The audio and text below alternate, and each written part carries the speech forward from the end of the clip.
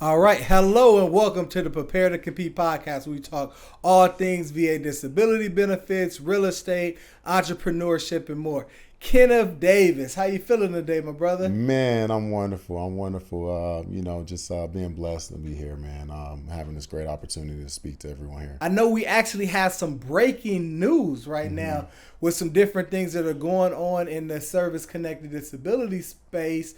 And, at Veterans for Veterans, I know, Kenneth, you've been getting a lot of questions about it. Mm-hmm. I have as well, as far as the different rules and regulations of the PACT Act. Yes, Now, sir. it was supposed to actually expire August 9th as far as being able to apply for that. You Yeah. had many veterans just kind of freaking out like, oh my God, I got to get my claim submitted. Do I got to get an intent to file in? Like, what's really going on here, right? So we want you to kind of unpack that breaking news of the PACT Act and just kind of let us know any new developments and kind of what's going on with that and what our veterans should be aware of in that space. Oh man, thank you. That space right there, when we talk about the PACT Act, is so impactful. And why it's so impactful? It's impactful to the veteran community because you have the availability to receive an assumed benefit or presumptive automatic benefit if you were exposed, obviously within a time, place, and incident, right? And how so time, place, and possible incident exposure, right? When we talk about toxic chemicals and so on and so forth, we do have a previous video that specifically talks about everything in detail, but we really have a kind of a push in regards to submissions, right? I'm sure if you're with the VA kind of email chain or anything of that nature, you receive the communication of the PACT Act expiring, right, or the deadline coming up, right? I want to make sure that we clarify. So the deadline as of yesterday, I would say, as of August 9th, that was the deadline, August 9th, 2023, to get your claim submitted so that your claim can go back to August 10th, 2022, which when the PACT Act was enacted, right? However, there has been an extension. Okay?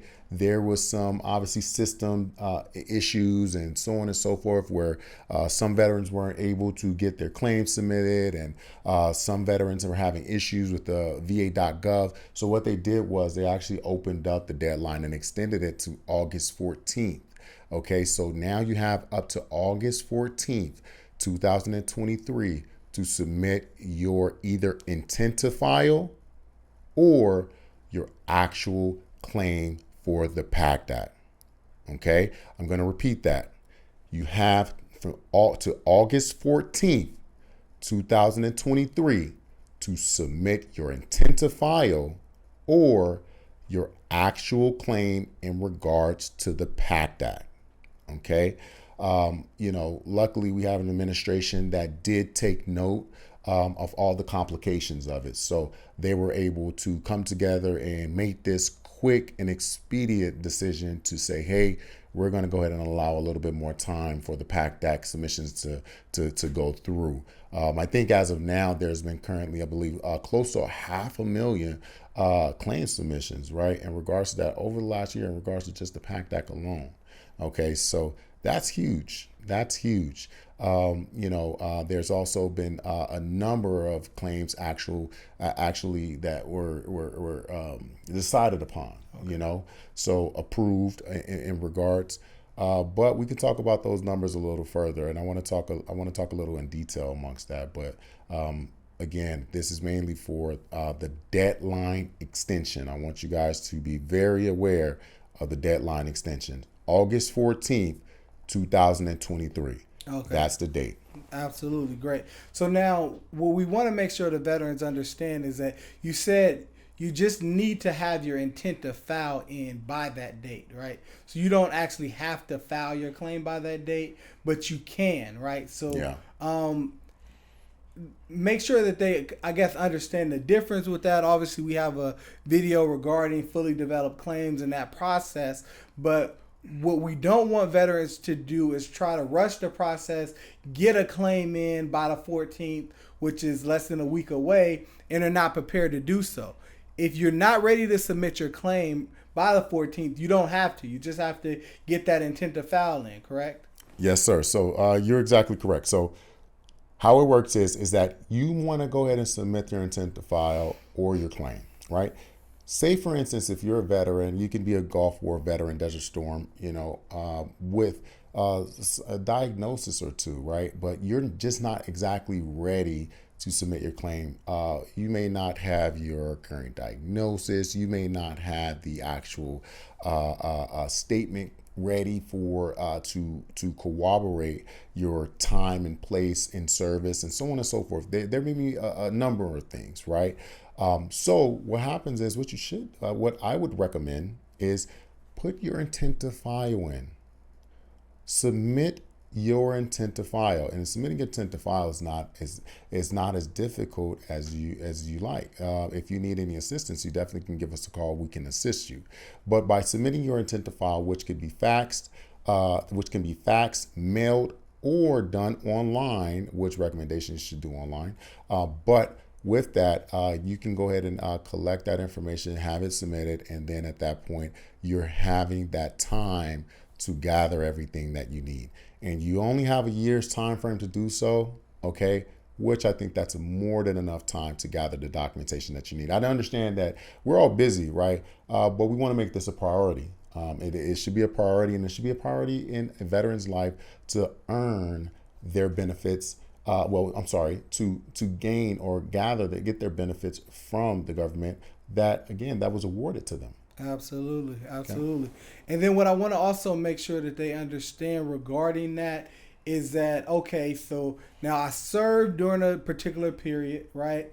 And I meet those conditions for the PACT Act as far as, because, what the VA did was they tried to build that awareness, right? So you log into va.gov, there's the information on the screen, they're sending out emails, they're doing that sort of thing, but nobody really understands, okay, how do I actually get rated? Because a lot of times veterans are thinking right now that, hey, I just applied for this. I served in Iraq. I was exposed to the burn pits, and I can go ahead and build a claim based on that. Mm-hmm. And I really want to make sure that our veterans understand that it's a little bit more complex than just actually meeting those kind of elementary requirements of just time of service and those sorts of things. So I want you to kind of break that down to them and make sure that they understand that. Yeah. And we've had many conversations amongst this, right, with our veterans that we speak with on a regular basis.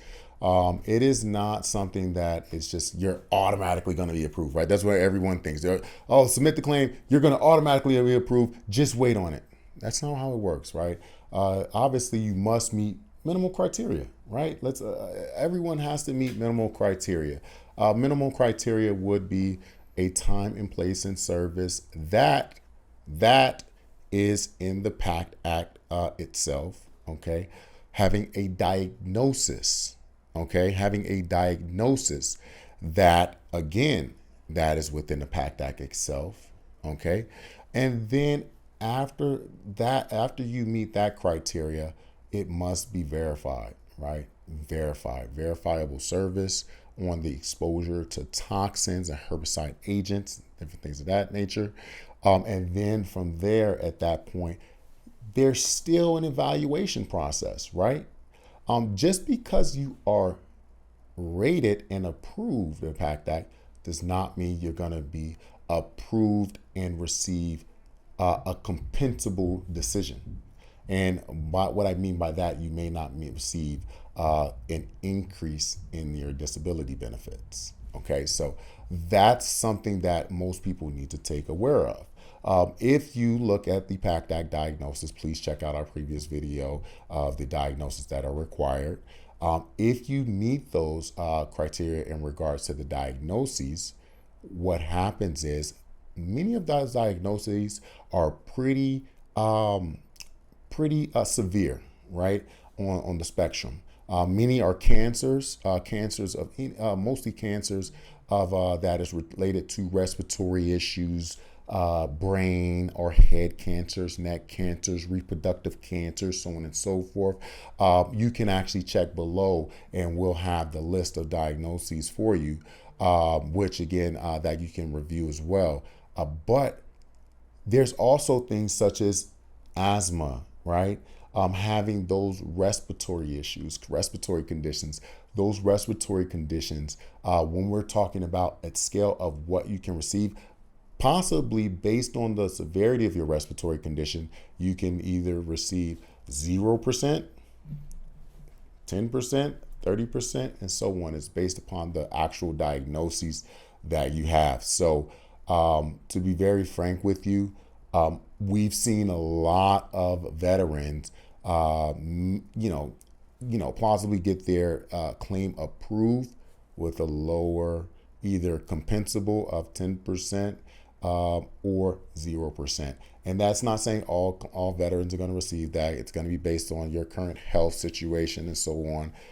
But at the end of the day, it's based upon the diagnosis at hand, based upon the location at hand, based upon the corroboration, and also based upon your medical examination. Absolutely. No, great point there, because what I want to make sure veterans understand is that just because you were exposed to the environment, if you're not dealing with any medical conditions based on that, you're either going to receive a very low rating or not actually get service connected at all. So that is something that they really need to understand. I think you're driving that point home. So I'm glad we're able to clear that up. And then also, what happens in the event that a veteran doesn't get their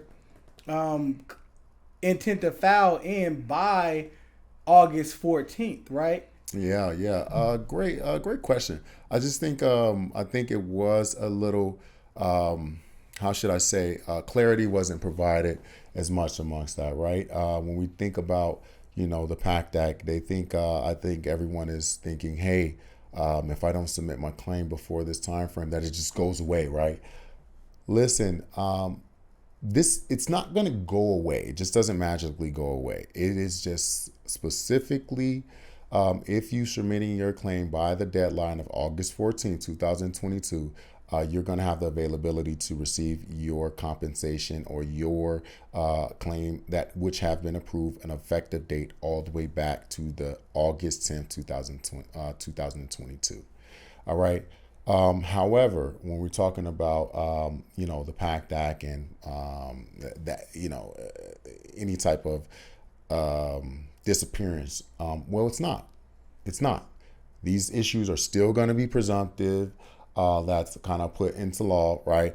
These issues are also going to, actually, the list of issues will start to expand. Right, there will be other issues that are that are going to be in place as well, but there's also other benefits that we need to talk about as well, because when we're talking about the PACT Act, it's not just disability compensation. There's also a healthcare access that we don't talk about as well, because our veterans need this healthcare access because they've been exposed to these major toxins. So that's another point that I also wanted to go ahead and discuss as well. But at the end of the day, this isn't going anywhere as of now. But it's almost very similar to Vietnam veterans being exposed to Agent Orange, right? The PACT Act accounts for much of that as well. When we're talking about Vietnam veterans and the expansion of their access.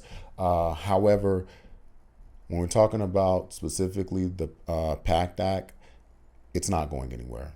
Okay, it's just gonna kind of over time get larger and larger of other conditions, because the registry is collecting a lot of information that's going to hopefully help another veteran in the future.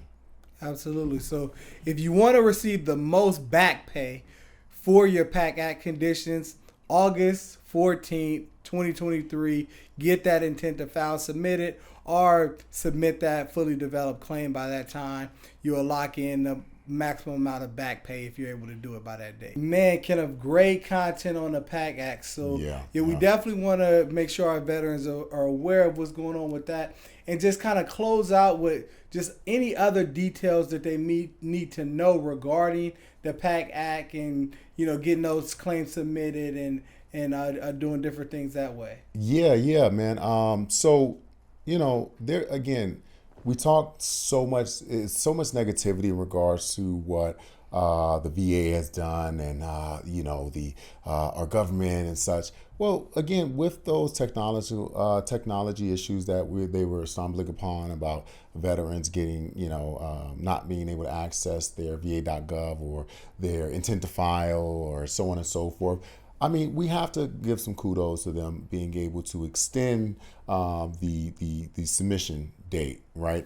Being done at the date at midnight. So that was a huge win for the veteran community, right? So I do want to go ahead and extend kudos to that, which again, us in the veteran community, we really appreciate, that time frame.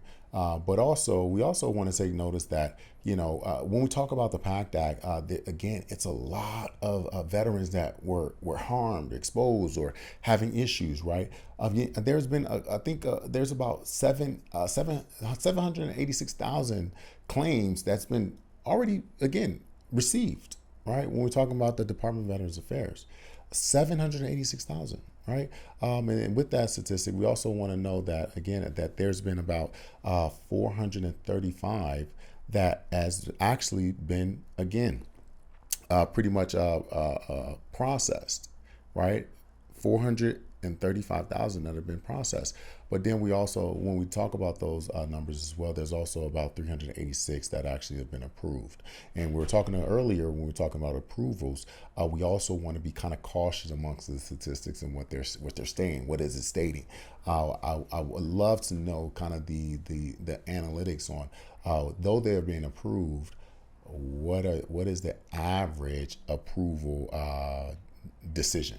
Right. Yeah. What are they being rated? Right. Yeah. What are they being rated? What are you being rated? But at the end of the day, when we talk about those statistics and analysis, anything can be skewed either which way. It's just basically how you set it up. It's how you set it upon you and how you set it up. So, but with that, there's also been 111,000 veterans that have been processed in the VA healthcare system. So now they're receiving healthcare. So that that's amazing. So it's just such when we talk about these wins, we want to talk about them in all aspects. So with that, if you have any of these issues, if you're wondering, have any questions, if you just want to chat about your circumstance or situation, please let us know. Please leave a comment, and also please reach out to us. We'll definitely be able to assist you. Absolutely able to assist and schedule a free consultation, man, whether you have questions about presumptive conditions related to the PACT Act or otherwise. We're here to help you increase your education regarding service-connected disability benefits, accessing your VA loan, accessing healthcare, and all the other auxiliary benefits that you qualify for your veteran status. So thank you guys for that.